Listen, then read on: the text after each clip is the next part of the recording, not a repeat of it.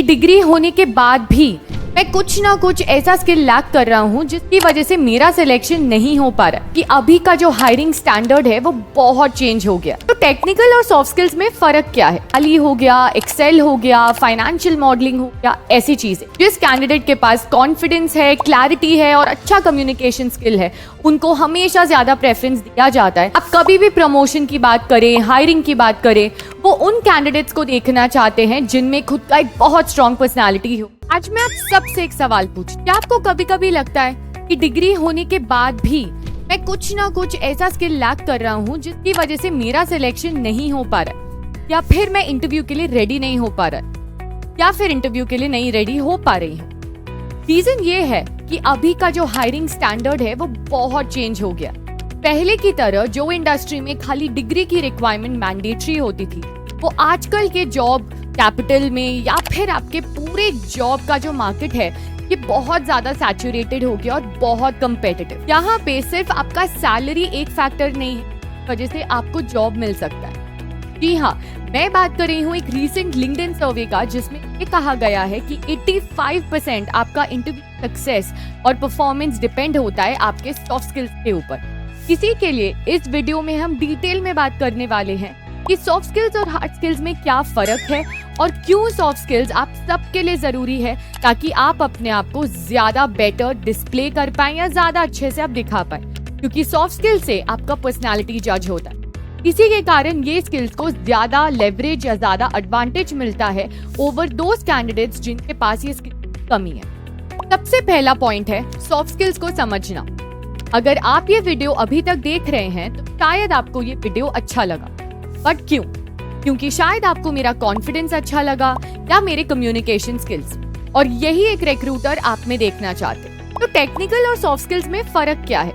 Technical skills होता है कोई भी सॉफ्टवेयर या टूल करने का नॉलेज, जैसे कि टैली हो गया, एक्सेल हो गया, फाइनेंशियल मॉडलिंग हो गया, ऐसी चीजें, जो कि हाँ बहुत ज्यादा जरूरी है। लेकिन उससे भी ज्यादा ये जरूरी है कि इन टूल्स को अगर आपको करना है और अपना नॉलेज या इंफॉर्मेशन आपको बाकी लोगों के साथ शेयर करना है, उसके लिए आपका कम्युनिकेशन स्किल्स, लिसनिंग स्किल्स और टीम कोलैबोरेशन बहुत ही ज्यादा जरूरी है। अगर आप दो उन कैंडिडेट्स को लेंगे, एक जिनका टेक्निकल स्किल्स बहुत स्ट्रांग हो बट वो टीम में कोलैबोरेट नहीं कर सकते, और दूसरा जिनका टेक्निकल स्किल्स डिसेंट है लेकिन उनके कम्युनिकेशन में वो कॉन्फिडेंस है, तो आप खुद सोचिए कौन से कैंडिडेट को इसमें से सिलेक्ट किया जाएगा। क्योंकि एक चीज हमें ये समझनी कि जब आप एक कंपनी में ऑन बोर्ड होते हो तब आपके कुछ महीने, भले ही वो 3 हो, 6 हो या 9, प्रोबेशन पीरियड होता है। वो प्रोबेशन पीरियड में आपको ऑन द जॉब ट्रेनिंग दी जाती है। इसका मतलब ये कि आप कौन से टूल्स यूज करोगे, आप कैसे यूज करोगे, आप कैसे अपडेटेड रखोगे, और knowledge about your roles and responsibilities.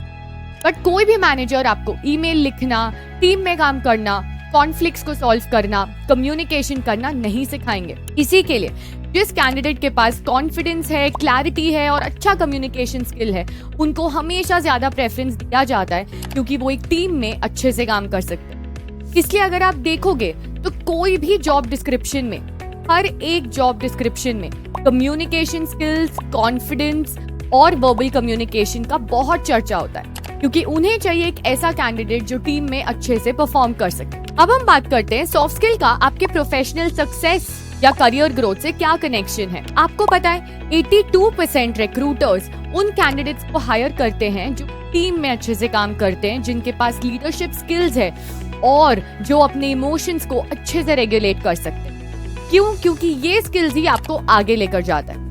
आप कभी भी प्रमोशन की बात करें, हायरिंग की बात करें, वो उन कैंडिडेट्स को देखना चाहते हैं जिनमें खुद का एक बहुत स्ट्रॉन्ग पर्सनालिटी हो और जो अपने स्किल्स और स्ट्रेंथ्स को लेके कॉन्फिडेंट हो।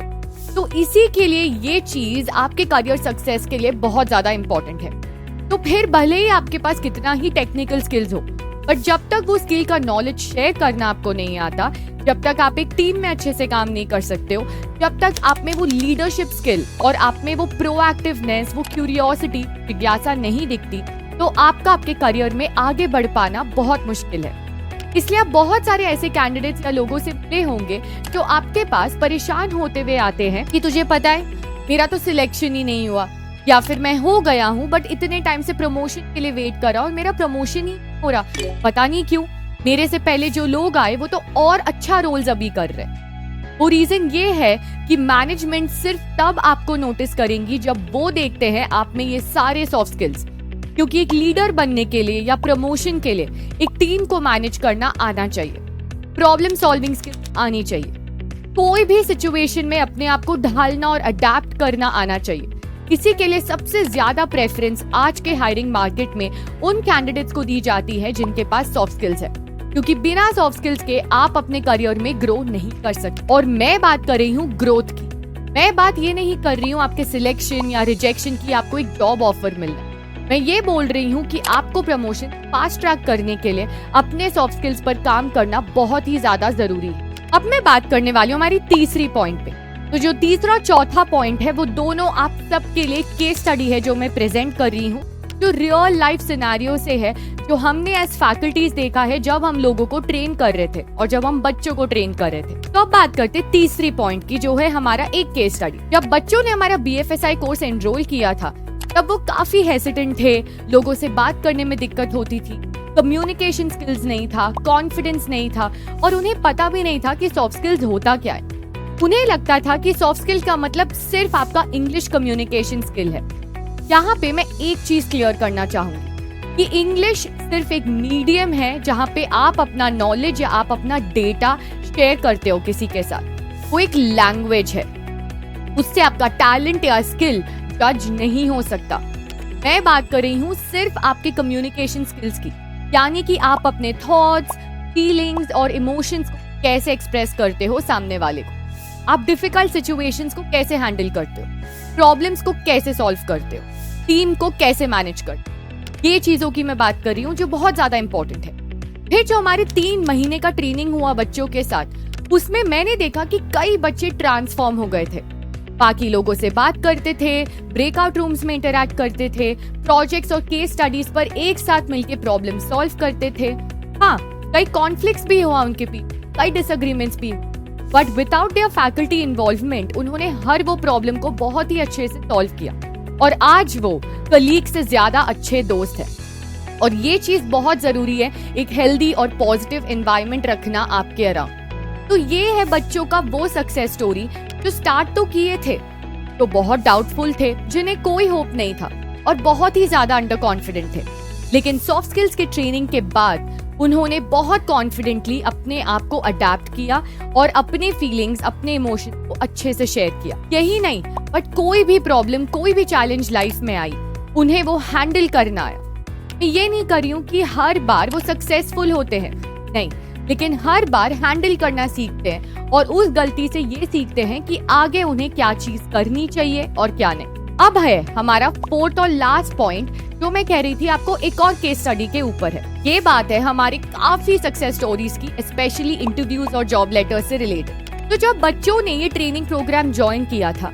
इंटरव्यू स्किल्स क्या होते हैं उन्हें नहीं पता।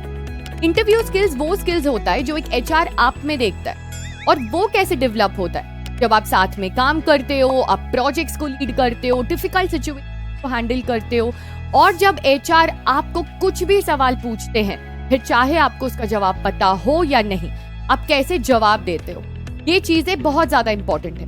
तो जो हमारे इंटरव्यू प्रिपरेशन का मॉड्यूल रहा है, उसमें उन्होंने एसेंशियल सॉफ्ट स्किल्स डेवलप किए। तो उन्हें बताता है सिर्फ ये कि आपको क्या करना है इंटरव्यू से, ताकि आप इम्प्रेस कर सको HR को। और मैं इस ट्रेनिंग के थ्रू सिर्फ आपको इंटरव्यू रेडी नहीं बना रही हूँ, जॉब रेडी बना रही हूँ। क्या फर्क है मैम दोनों में? इंटरव्यू रेडी का ये मतलब है कि आप इंटरव्यू के लिए रेडी हो और शायद आपका सिलेक्शन होना ज्यादा पॉसिबल है। जॉब रेडी का ये मतलब है कि इंटरव्यू के सिलेक्शन के बाद जब आपके पास ऑफर लेटर आता है और जब आप ऑन बोर्ड होते हो, तब वो 1 साल आप कैसे अपने आप को पोर्ट्रे करते हो, जिसकी वजह से आपका प्रमोशन होना ज्यादा पॉसिबल है, even while being a fresher. तो काफी सारे हमारे बच्चे प्रिपरेशन मॉड्यूल्स के बाद इंटरव्यू को बहुत कॉन्फिडेंटली हैंडल किया।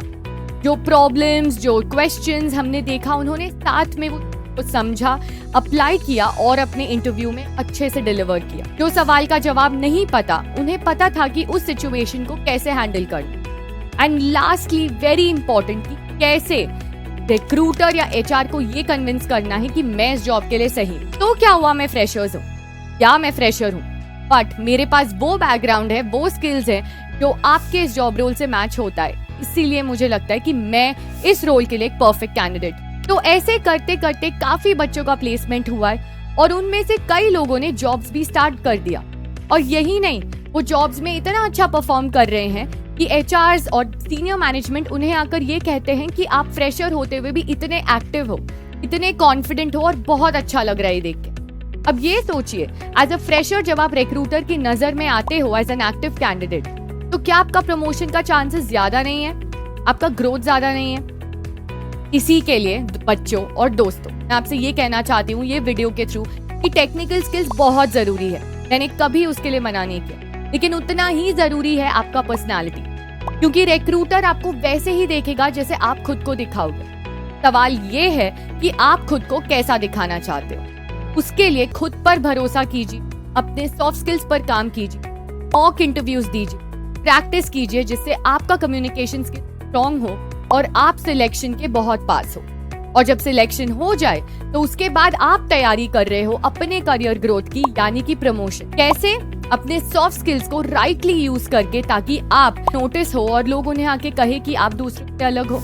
तो क्या आप दूसरों से अलग बनना चाहते हो? मुझे कमेंट्स में बताइए।